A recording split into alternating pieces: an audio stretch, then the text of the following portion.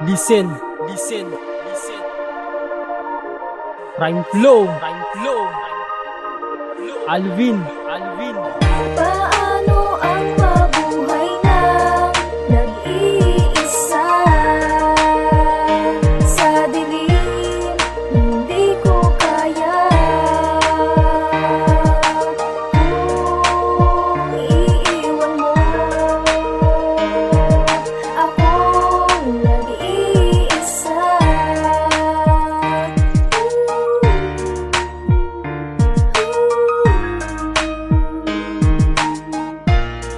Nag-iisa ako, nangungulila sa piling ko. Nagtatanong ako sa sarili ko, paano ang mabuhay na wala sa piling mo? Ikaw nagbibigay saya dito sa buhay ko, ngayon wala ka na, paano na ako? At kahit sa pagising ko, hinahanap ka, alam mong di ako sanay na nag-iisa.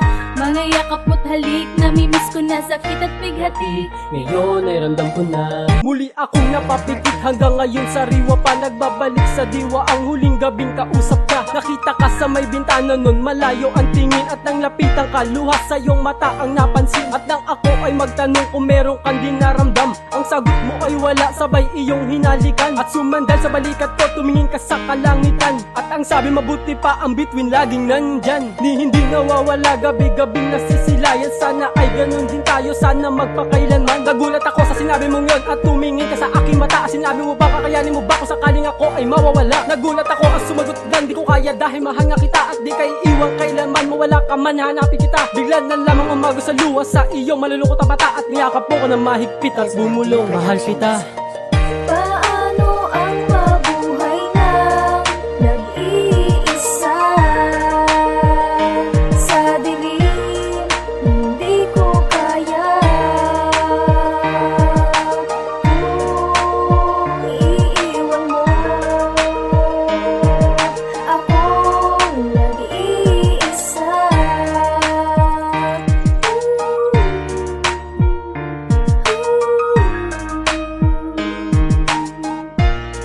Nag-iisa ako, nangungulila sa piling ko. Nawala na siya, yung sa akin nag-aaruga, ang mahal ko na nagbibigay kinang saking mata. Saking pagbangon, pagtayo at pagbaba sa may hagan, patungo dun sa may kusina sa lamesa kung saan dati tayo na magkatabi at nagsusubuan, nagtatawanan at madalas na nagbibiruan. Isang ala-ala yan na laging binabalikan ng aking isip at puso, dahil lagi kang nandyan.